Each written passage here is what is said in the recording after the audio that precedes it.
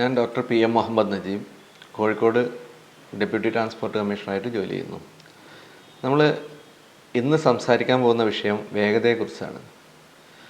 Motor വാഹനങ്ങളുടെ വളർച്ച തന്നെ അതിൻ്റെ വേഗതയുമായി ബന്ധപ്പെട്ടാണ്. എല്ലാ വാഹനങ്ങളും നമ്മൾ ചക്രങ്ങൾ തൊട്ടിട്ട് തുടങ്ങുന്നത് റോക്കറ്റിലേക്ക് എത്തുന്നത് വേഗത കൂട്ടി കൊണ്ടുപോകാനുള്ള നമ്മളുടെ പരീക്ഷണങ്ങളുടെയും പ്രയത്നത്തിൻ്റെയും ഭാഗമായിട്ടാണ് നമ്മളുടെ മൊബിലിറ്റിക്ക് ആവശ്യമായ ടെക്നോളജി ഡെവലപ്പ് ചെയ്തിട്ടുള്ളത്. പക്ഷേ വേഗതയ്ക്ക് ലിമിറ്റേഷൻ ഉണ്ട്. വിമാനം നമ്മൾ യാത്ര ചെയ്യുമ്പോൾ അറിയാം, 1000-ൽ താഴെ km/h സ്പീഡിലാണ് ഓടിക്കുന്നത്. പ്രമുഖ ഈ ഗഗനചാരികളൊക്കെ മരിച്ചിട്ടുള്ളത് ആ അപകടം നമുക്കറിയാം. അത് ഈ വാഹനം ശൂന്യാകാശ വാഹനം കത്താണ്ടായ കാരണം അതിൻ്റെ വേഗത കൂടി ആ സമയത്ത് വായുവുമായി ഉരച്ച് തീ പിടിച്ചിട്ടാണ്.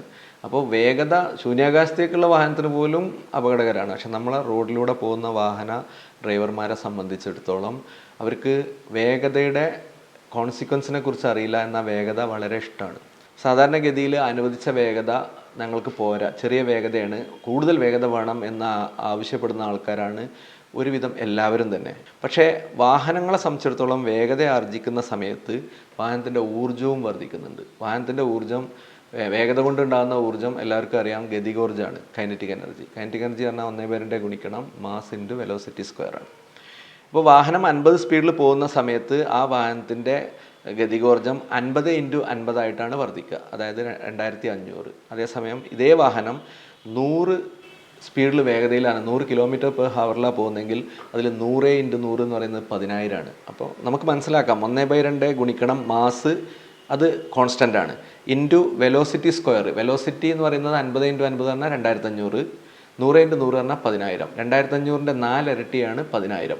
അതേസമയം നമ്മൾ വേഗത 50-ൽ നിന്ന് 100 ആക്കിയിട്ടുള്ളൂ, ഒറ്റ ഇരട്ടി ആക്കിയിട്ടുള്ളൂ. പക്ഷേ 2500 നേരെ 10,000 മാറി, അതായത് 4 ഇരട്ടിയായി മാറി. അപ്പോൾ വാഹനത്തിൻ്റെ ഊർജ്ജം 4 ഇരട്ടിയായി വർദ്ധിച്ചു. അപ്പോൾ വേഗത 1 ഇരട്ടി വർദ്ധിക്കുമ്പോൾ വാഹനത്തിൻ്റെ ഊർജ്ജം 4 ഇരട്ടിയായി വർദ്ധിക്കുന്നു. ഈ സാഹചര്യത്തിൽ വാഹനം നിർത്തണമെങ്കിൽ നമുക്ക് വാഹനത്തിൻ്റെ ഊർജ്ജത്തെ സൃഷ്ടിക്കുവാനും പറ്റില്ല, നശിപ്പിക്കുവാനും പറ്റില്ല. നമ്മൾ പെട്രോൾ ഒഴിക്കുന്നു, അത് കെമിക്കൽ എനർജിയാണ്, അത് കത്തുമ്പോൾ താപോർജ്ജമാകുന്നു, അത് എൻജിൻ വർക്ക് ചെയ്യുമ്പോൾ മെക്കാനിക്കൽ എനർജി ആകുന്നു, വാഹനം ഓടുമ്പോൾ ഗതികോർജ്ജമാകുന്നു. ഈ ഗതികോർജ്ജത്തിനെ സൃഷ്ടിക്കാനോ നശിപ്പിക്കാനോ സാധ്യമില്ല എന്ന് നമുക്ക് എല്ലാവർക്കും അറിയാം. ഊർജ്ജത്തിൻ്റെ രൂപത്തിൽ നിന്ന് വേറെ രൂപത്തേക്ക് മാറ്റാനേ പറ്റുള്ളൂ. പെട്ടെന്ന് വാഹനം നിർത്തണമെങ്കിൽ നമ്മൾ ബ്രേക്ക് ചവിട്ടും. ബ്രേക്ക് ചവിട്ടിയാൽ വാഹനത്തിൻ്റെ ഡ്രമ്മിൻ്റെ അകത്ത് ഷൂസ് ഒന്നകലും. അങ്ങനെ വാഹനത്തിൻ്റെ ഡ്രമ്മും ഷൂസും തമ്മിൽ ഉരസാൻ തുടങ്ങും. ഇങ്ങനെ ഉരസുന്ന സമയത്തുണ്ടാകുന്ന ചൂടായാണ് നമ്മുടെ വാഹനത്തിൻ്റെ ഊർജ്ജം അന്തരീക്ഷത്തേക്ക് പോയിക്കൊണ്ടിരിക്കും. അപ്പോൾ അതിന് സമയമെടുക്കും. വാഹനം ബ്രേക്ക് ചവിട്ടിയാൽ 4 ഡ്രമ്മിലും ഷൂസ് ഉരക്കാൻ തുടങ്ങി, ആ സമയത്ത് ചൂടാകാൻ തുടങ്ങും. അപ്പോൾ വാഹനത്തിൻ്റെ ഊർജ്ജം മെല്ലെ ഇങ്ങനെ കുറേശ്ശെ ചൂടായിട്ട് അന്തരീക്ഷത്തേക്ക് പോകാൻ തുടങ്ങും. അങ്ങനെ പോയി അന്തരീക്ഷത്തിലെത്തുമ്പോഴാണ് വാഹനം നിൽക്കുന്നത്. ഇതിന് സമയമെടുക്കും. ഇപ്പോൾ ഒരു വാഹനം നിർത്തേണ്ട സാഹചര്യം ഉണ്ടാകുന്ന ഒരു കുട്ടി ക്രോസ് ചെയ്യുക, അല്ലെങ്കിൽ ഒരു വാഹനം കയറി വരിക, എന്തെങ്കിലും തടസ്സം ഉണ്ടാകുകയും ചെയ്യുമ്പോഴാണ് ആ തടസ്സം കണ്ട് കണ്ണിലെത്തി തലച്ചോറ് പോയി, തലച്ചോറ് ഓർഡർ കൊടുത്ത് കാലെടുത്ത് ബ്രേക്ക് ചവിട്ടുമ്പോഴത്തേക്ക് 50-ൽ പോകുന്ന ഒരു വാഹനം 7 മീറ്ററെങ്കിലും മുന്നോട്ട് പോയിട്ടുണ്ടാവും. അതിനുശേഷം ബ്രേക്ക് ചവിട്ടിയിട്ട് ബ്രേക്കിൻ്റെ പ്രവൃത്തി കൊണ്ട് വാഹനത്തിൻ്റെ ഊർജ്ജത്തെ ചൂടാക്കി മാറ്റുന്ന പ്രക്രിയ കഴിയുമ്പോഴത്തേക്ക് ഒരു 30 മീറ്റർ. അപ്പോൾ ഒരു 40 മീറ്റർ പോയിട്ടാണ് 50-ൽ ഓടുന്ന ഒരു സാധാരണ വാഹനം നിൽക്കുന്നത്. ഈ 40-ൻ്റെ ഇടയിൽ പെട്ടെന്നൊരു കുട്ടി ക്രോസ് ചെയ്യുകയാണെങ്കിൽ ഈ വാഹനത്തിലെ ഡ്രൈവർക്ക് ആ കുട്ടീനെ രക്ഷപ്പെടുത്താൻ പറ്റില്ല. അതേസമയം ആ വാഹനം 100-ലാണ് പോകുന്നതെങ്കിൽ 4 ഇരട്ടി ഊർജ്ജം ഉണ്ടായിരിക്കും. സ്വാഭാവികമായിട്ടും 4 ഇരട്ടി ദൂരം പോയിട്ട് ഈ വാഹനം നിർത്താൻ പറ്റുള്ളൂ. അതേ വാഹനമാണ്, അതേ ടയറുകളാണ്, അതേ ബ്രേക്കാണ്, സ്പീഡ് മാത്രമാണ് കൂടുന്നത്, ഊർജ്ജം മാത്രമാണ് കൂടുന്നത്, 4 ഇരട്ടി കൂടുന്നത്. അപ്പോൾ വാഹനം നിർത്താൻ 4 ഇരട്ടി ദൂരം വേണ്ടി വരും. അങ്ങനെ വരുമ്പോൾ അതിൻ്റെ ഇടയിലുണ്ടാകുന്ന അപകടങ്ങളെ ഡ്രൈവർക്ക് ഒഴിവാക്കാൻ പറ്റില്ല എന്നതാണ് സത്യം. അപ്പോൾ വാഹനങ്ങൾക്ക് വേഗത എടുക്കുന്നതിനനുസരിച്ച് വാഹനം നിർത്താൻ കൂടുതൽ ദൂരം പോകേണ്ടി വരും. കൂടാതെ 50-ൽ പോകുന്ന ഒരു വാഹനം ഒരു നിശ്ചല പ്രതലത്തിൽ ഇടിക്കുകയാണെങ്കിൽ ആ വാഹനത്തിനുണ്ടാകുന്ന ആഘാതം, ആ വാഹനത്തിലെ യാത്രക്കാർക്ക് ഏൽക്കുന്ന ശാരീരിക ആഘാതം 3 നിലകളുള്ള ഒരു ബിൽഡിങ്ങിൻ്റെ മുകളിൽ നിന്ന് ഒരു കാറുമായി താഴോട്ട് ചാടുന്നതിന് തുല്യമാണ്. അപ്പോൾ 3 നിലക്ക് മുകളിൽ നിന്ന് ഒരു കാറുമായി ഭൂമിയിലേക്ക് ചാടുക എന്ന് പറഞ്ഞാൽ സ്വാഭാവികമായിട്ടും നമുക്കറിയാം അതിൽ രക്ഷപ്പെടാനുള്ള സാധ്യത വളരെ കുറവാണ്. അതേ ആഘാതം തന്നെയാണ് 50 സ്പീഡിൽ ഒരു വാഹനം പോയിട്ട് ഒരു ചുമരിനടിക്കുമ്പോഴും. പക്ഷെ 50 സ്പീഡിൽ പോയിട്ട് ഒരു ചുമരിനടിക്കാൻ നമുക്ക് പേടിയില്ല, 3 നിലയുടെ മുകളിൽ നിന്ന് താഴോട്ട് ചാടാൻ നമുക്ക് ആർക്കും ധൈര്യമില്ല. പക്ഷേ രണ്ടും തുല്യമാണ്. അതാണ് നമ്മളുടെ പെർസെപ്ഷനിൽ വന്നിട്ടുള്ള നമ്മുടെ ബോധ്യത്തിലുള്ളൊരു മാറ്റമാണത്. അതേസമയം 100 സ്പീഡിലാണ് എങ്കിൽ ഒരു വാഹനം ഇടിക്കുന്നത്, 100 സ്പീഡിൽ ഒരു വാഹനം ഒരു നിശ്ചല പ്രതലത്തിൽ പോയി ഇടിക്കുന്നതും 12 നിലകൾക്ക് മുകളിൽ നിന്ന് വാഹനം നേരെ താഴോട്ട് ചാടുന്നതും തുല്യമാണ്. അത് 12 നിലകൾക്ക് മുകളിൽ നിന്ന്, അതായത് 3 നിലയായിരുന്നു 50-ൽ, അതിൻ്റെ 4 ഇരട്ടി ഊർജ്ജം ഉള്ളതുകൊണ്ട് 12 നിലകൾക്ക് മുകളിൽ നിന്ന് ഈ വാഹനം നേരെ ഭൂമിയിലേക്ക് ചാടാൻ തയ്യാറാവുകയാണെങ്കിൽ എന്ത് ആഘാതം അതിലെ യാത്രക്കാർക്കും ആ വാഹനത്തിനും സംഭവിക്കുമോ അത് തന്നെയാണ് 100-ൽ പോയിട്ട് ഒരു പ്രതലത്തിന് വണ്ടി ഇടിക്കുമ്പോഴും ഉണ്ടാകുന്നത്. പക്ഷേ 100-ലൊരു പ്രതലത്തിന് ഇടിക്കും എങ്കിൽ അത്ര വലിയൊരു പേടിയൊന്നും നമുക്ക് തോന്നുന്നില്ല. അതേസമയം 12 നിലയുടെ മുകളിൽ നിന്ന് താഴോട്ട് ചാടുക എന്നതിനെക്കുറിച്ച് നമുക്ക് ആലോചിക്കാനും വയ്യ. കാഴ്ചയിൽ മാറ്റം വരുന്നുണ്ടെന്നുള്ളതാണ് അടുത്തത്.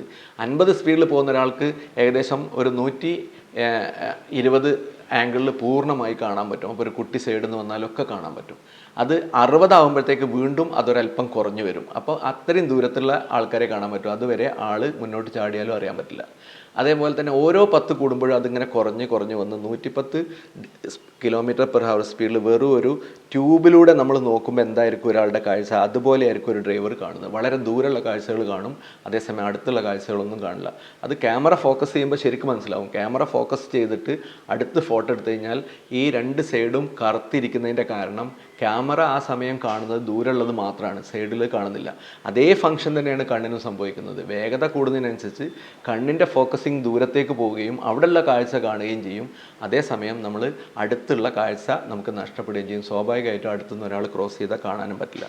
ഇതൊക്കെയാണ് സ്പീഡ് കൊണ്ട് ഉണ്ടാകുന്ന പ്രധാനപ്പെട്ട അപകടം ഉണ്ടാക്കുന്ന കാര്യങ്ങൾ. കൂടാതെ ഇന്ധന ചെലവ് 50-60 സ്പീഡിൽ ഓടുന്ന വാഹനത്തിന് വളരെ കുറവായിരിക്കും. അതേസമയം 60ൻ്റെ മുകളിൽ പോയ ഇന്ധന ചെലവ് കൂടും. 50ൻ്റെ താഴെ വന്നാലും വളരെ താഴെ വന്നാലും ഇന്ധന ചെലവ് കൂടും. തേയ്മാനം വളരെ കൂടും വേഗത കൂടുന്നതിനനുസരിച്ചിട്ട്. വായുമലിനീകരണം വളരെയധികം കൂടും. കാരണം നമ്മൾ ആക്സിലേറ്റർ കൊടുക്കുന്നതിനനുസരിച്ച് പെട്രോൾ പൂർണ്ണമായി കത്തില്ല, അല്ലെങ്കിൽ ഇന്ധനം പൂർണ്ണമായിട്ട് കത്തില്ല വായുമലിനീകരണത്തിന് കാരണം. നമുക്ക് വേഗത എടുക്കണമെങ്കിൽ ഒന്ന് മൾട്ടി ലൈൻ റോഡുകളായിരിക്കണം. അത് 1 വേ ആയിരിക്കണം. 1 വേ അല്ലെങ്കിൽ നേർക്ക് നേരെ വാഹനം ഇടിക്കും. രണ്ടാമത്തത് ആക്സസ് കൺട്രോൾഡ് റോഡായിരിക്കണം. സൈഡിൽ നിന്ന് ആൾക്കാർ കയറുന്ന സംവിധാനമോ വാഹനം കയറുന്ന സംവിധാനമോ ഉണ്ടാവരുത്. മൂന്നാമതായിട്ട് ഷാർപ്പ് കർവുകളൊന്നും വേഗത കൊടുക്കുന്ന റോഡുകളിൽ സാധാരണ ഉണ്ടാവാറില്ല. അതേപോലെ തന്നെ റോഡിലേക്ക് കയറുന്നതും റോഡിൽ നിന്ന് ഇറങ്ങുന്നതും ശാസ്ത്രീയമായി മെർജിങ് ആൻഡ് ഡൈവർജിങ് മെത്തേഡ് ഉപയോഗിച്ച് വളരെ ഗ്രാജുവലായിട്ട് റോഡിലേക്ക് കയറി വരികയും അതേപോലെ തന്നെ റോഡിൽ നിന്ന് ലെഫ്റ്റിൽ നിന്ന് വളരെ ഗ്രാജുവലായിട്ട് ഇറങ്ങിപ്പോവുകയും ചെയ്യുന്ന ശാസ്ത്രീയമായിട്ടുള്ള റോഡുകളാണെങ്കിൽ സ്പീഡ് കൊടുക്കാം. ഇതൊന്നും നമുക്കില്ലാത്ത സ്ഥിതിക്ക്, നമുക്ക് ഇത്തരത്തിലുള്ള റോഡുകളില്ല, മോട്ടോർ സൈക്കിളുകാരനെയും പെഡസ്ട്രിയനെയും ഒഴിവാക്കിയിട്ടുള്ള ഹൈവേകളില്ല, അതൊക്കെ ഇല്ലാത്ത സ്ഥിതിക്ക് നമ്മളിപ്പോൾ തൽക്കാലം നമുക്ക് നമ്മളെ നിയമം അനുസരിക്കുന്ന മിതമായ വേഗത മാത്രം എടുക്കുന്നതാണ് നല്ലത്. നല്ല റോഡുകളൊക്കെ വന്ന് നല്ല വാഹനങ്ങളൊക്കെ വന്ന് ഡ്രൈവിംഗ് ഒക്കെ ശരിയാകുമ്പോൾ മാത്രമേ നമുക്ക് വേഗത എടുക്കാൻ പറ്റൂ.